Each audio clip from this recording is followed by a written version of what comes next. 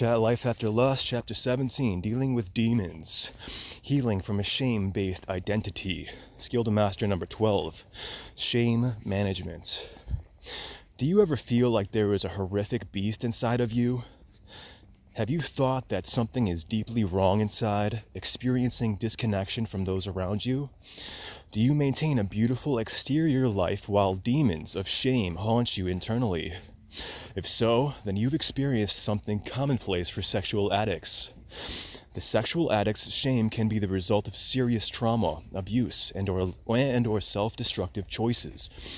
Much like Demoness music videos by music video by Imagine Dragons, someone saturated in shame can fit in with the crowd while deeply suffering internally. In recovery, the sexual addict must understand shame and learn how to manage it well for lasting healing to occur.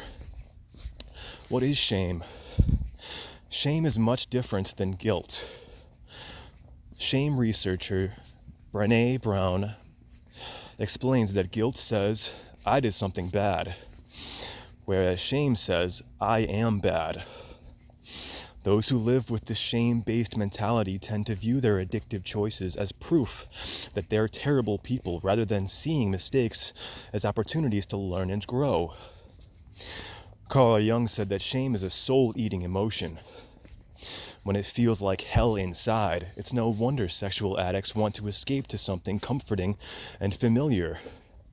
Despite its destructive nature, addiction feels safe, especially when early traumatic events teach addicts that people are unsafe. For sexual addicts, this belief plays a key role in their intimacy disorder. Feeling broken and unlovable, sexual addicts often assume others will reject them. Patrick Carnes describes this dynamic, writing that fear of abandonment and shame are at the core of addiction. Sadly, sexual addicts shelter themselves from others, keeping relationships at an arm's length distance. Brené Brown describes shame's power in this way. Shame is the intensely painful feeling or experience of believing that we are flawed and therefore unworthy of love and belonging. It's the fear that something we have done or failed to do, an ideal that we've not lived up to, or a goal that we've not accomplished, makes us unworthy of connection. I'm not worthy or good enough for love, belonging, or connection. I'm unlovable. I don't belong.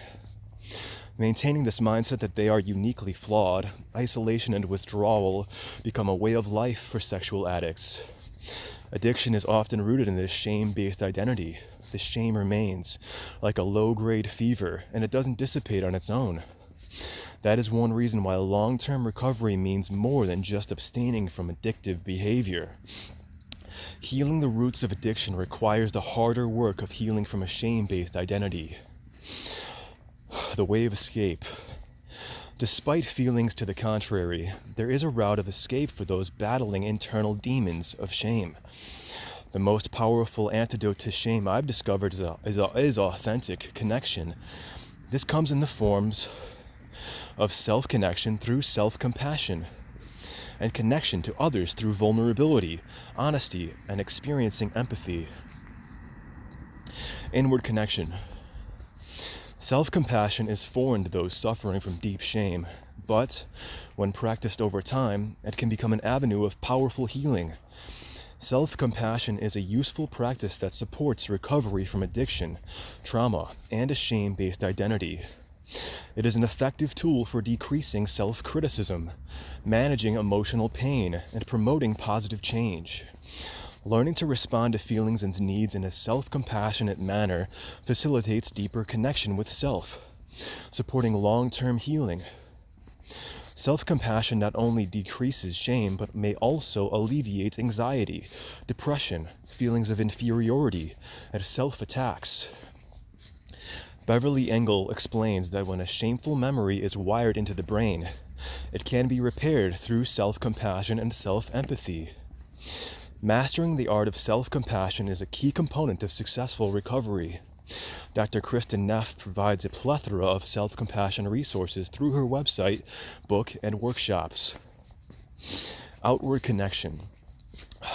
Letting safe people see into the dark places within can be incredibly frightening, yet healing experience.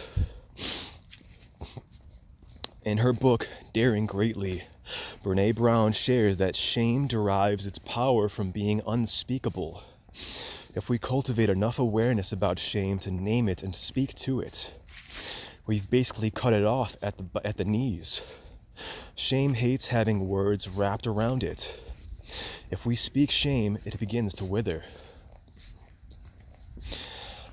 Learning to be vulnerable, to trust others, to reach out in times of distress and pain, and to share experiences that are related to past and present shame, all play a part in recovering from a shame-based identity.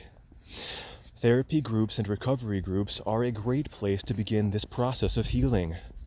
Individual therapy can provide necessary connection and healing as well, especially for those experiencing the effects of trauma and abuse. Learning to connect to self, to others, and to a higher power will also contribute to healing from a shame-based identity. May those who battle destructive demons find light in the eyes of those who have been there, yet live unbound by the shackles of shame. May this road of authentic connection lead to a life of motivating hope, joyous freedom, and heartfelt healing.